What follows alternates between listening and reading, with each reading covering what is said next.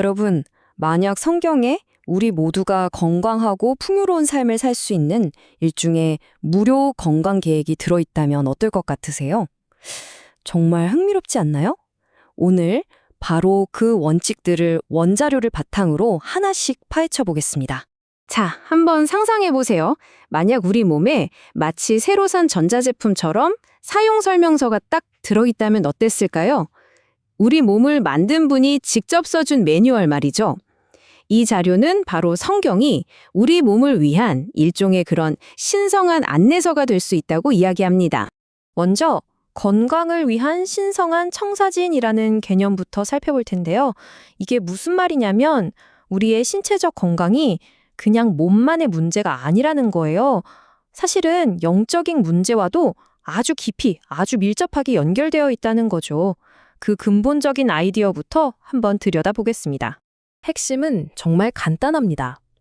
우리 몸과 마음, 그리고 영혼은 서로 분리된 게 아니라 하나의 시스템처럼 긴밀하게 연결되어 있다는 겁니다. 생각해보세요. 톱니바퀴 떨음요. 하나가 삐걱거리면 나머지도 제대로 돌아갈 수 없잖아요. 그러니까 몸을 함부로 다루면 결국 마음과 영혼까지도 그 잠재력을 다 펼치지 못하게 된다는 그런 의미입니다. 바로 이 요한 3서의 구절이 그 연결고리를 정말 명확하게 보여주죠. 내 영혼이 잘 되는 것처럼 네가 모든 일에 잘 되고 몸도 건강하기를. 이 말 가만히 들어보면 놀랍지 않나요?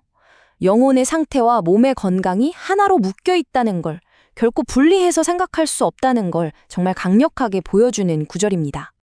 자, 그럼 다시 그 사용 설명서 이야기로 돌아와 볼까요? 자동차 회사가 왜 그 두꺼운 설명서를 차에 넣어줄까요?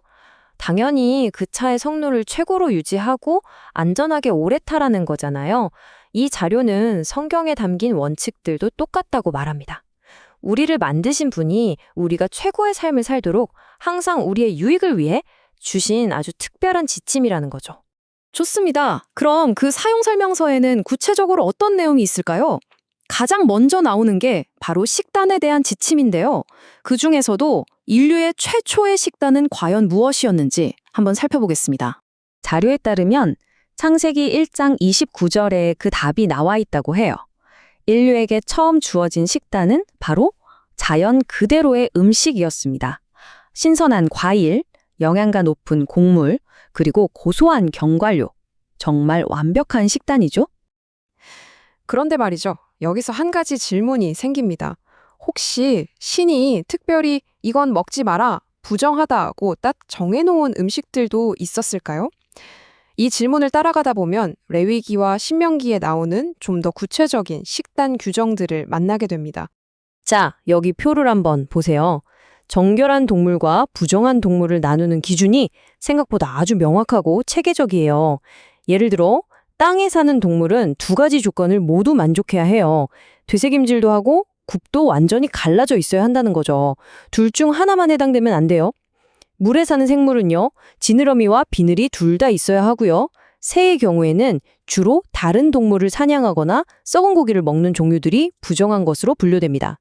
그럼 이 기준을 한번 실제로 적용해 볼까요? 예를 들어 돼지는 굽은 갈라졌지만 되새김질을 안 하죠. 그래서 부정한 동물에 속합니다. 토끼도 마찬가지고요. 물고기 중에서는 메기나 장어처럼 비늘이 없는 것들, 그리고 우리가 좋아하는 바닷가재, 게, 새우 같은 갑각류도 이 기준에 따르면 부정한 동물에 포함되는 겁니다. 특히 돼지고기에 대해서는 정말 강력한 경고가 나옵니다. 이사야서의 이 구절을 보면 함께 망하리라고까지 하잖아요.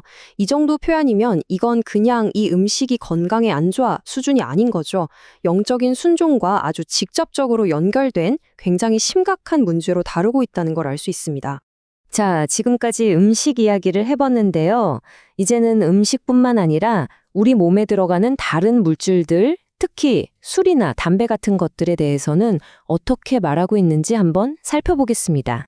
잠언을 보면 술이 얼마나 위험한지 정말 생생하게 묘사하고 있어요. 한쪽에서는 포도주는 사람을 거만하게 만들고 독주는 소란을 피우게 한다고 하고, 다른 구절에서는 그 마지막이 뱀에게 물린 것 같고 독사에게 쏘인 것 같다고 경고하죠. 와, 그냥 한두 번의 실수가 아니라 결국에는 우리 삶을 파괴하는 끔찍한 결과를 가져온다는 걸 아주 강력하게 보여주는 겁니다. 술만 그런 게 아닙니다. 이 자료는 다른 중독성 있는 물질들, 예를 들면 담배 같은 것들에 대해서도 경고하는데요. 왜 이런 것들을 피해야 하는지에 대해 아주 구체적으로 6가지 이유를 제시합니다. 그리고 그 6가지 이유의 바탕에는 아주 중요한 신학적인 개념이 깔려 있어요.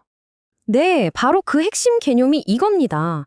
우리의 몸이 그냥 살과 뼈로 이루어진 덩어리가 아니라는 거예요. 바로 하나님의 성전이라는 거죠. 성전. 생각만 해도 정말 거룩하고 소중한 곳이잖아요. 그렇기 때문에 우리는 이 몸을 깨끗하고 거룩하게 지켜야 할 아주 중요한 책임이 있다는 겁니다. 자, 그럼 그 6가지 이유를 하나씩 살펴볼까요? 첫째, 당연히 건강을 해쳐서 성전인 우리 몸을 더럽히게 되고요. 둘째, 중독성이 너무 강해서 결국 우리를 그것의 노예로 만들어 버립니다. 셋째, 이 습관 자체가 부정한 행위로 여겨지고요. 넷째, 돈을 낭비하게 되죠. 신이 주신 소중한 자원을 잘못 사용하는 겁니다. 다섯째, 육체의 정욕이 우리 영혼과 싸워서 우리를 영적으로 약하게 만들고요. 마지막 여섯째, 결국 수명을 단축시키는데 이건 일종의 느린 살인, 즉 계명을 어기는 행위라는 겁니다. 자, 이렇게 무엇을 먹지 말라, 무엇을 하지 말라는 금지 사항들을 살펴봤는데요. 여기서 그치지 않습니다. 이제는 좀 더 적극적으로 풍요로운 삶을 살기 위한 긍정적인 원칙들은 무엇이 있는지 그 범위를 한번 넓혀보겠습니다. 여기 나오는 원칙들을 보면 정말 놀라워요. 단순히 뭘 먹고 마시는 문제만 머무르지 않거든요. 삶의 거의 모든 영역을 다루고 있습니다. 규칙적으로 식사하고 과식하지 않는 것 같은 신체적인 습관은 기본이고요. 거기에 더해서 항상 명랑한 마음을 갖고 시기심이나 원한을 버리고 일과 휴식, 수면의 균형을 잘 맞추는 것 같은 정서적이고 영적인 부분까지도 굉장히 중요하게 다루고 있습니다. 특히 방금 말씀드린 명랑한 마음의 중요성은 이 잠언 구절 하나로 딱 정리가 됩니다. 마음의 즐거움은 양약이다. 좋은 약과 같다는 거죠. 요즘에야 스트레스가 만병의 근원이라고들 하지만 이미 수천 년 전에 마음의 상쾌가 우리 몸에 직접적인 약이 될 수 있다는 걸 꿰뚫어 본 거예요. 정말 시대를 초월한 지혜 아닌가요?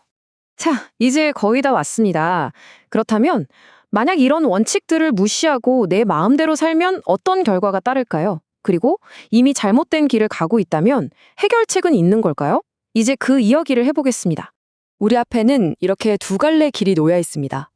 한쪽 길은 신의 건강 계획을 무시하는 길이죠. 그 끝에는 보시는 것처럼 망가진 몸, 소진된 삶, 그리고 비참한 결과가 기다리고 있습니다. 하지만 다른 한쪽 길, 신의 계획을 따르는 길은 완전히 다릅니다. 새로운 마음과 넘치는 힘, 그리고 풍성한 삶으로 이어진다고 이 자료는 극명하게 대조해서 보여주고 있습니다. 그리고 정말 무서운 건 그 결과가 나 한 사람에게서 끝나지 않는다는 겁니다. 자료는 부모의 잘못된 생활 습관이 자녀들에게 심지어는 3, 4대까지 영향을 미칠 수 있다고 경고합니다. 이 문제의 무게가 정말 가볍지 않다는 거죠.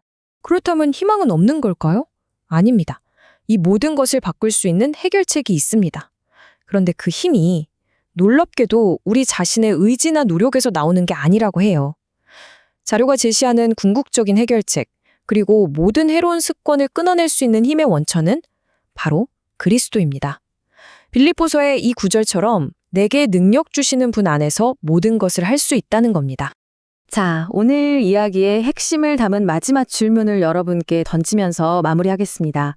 만약 우리가 매일 살아가는 이 생활 방식 자체가, 그러니까 우리가 무엇을 먹고 무엇을 마시고 어떻게 하루를 보내는지가 전부 예배의 한 형태가 될 수 있다면 과연 우리의 일상은 지금과 어떻게 달라져야 할까요?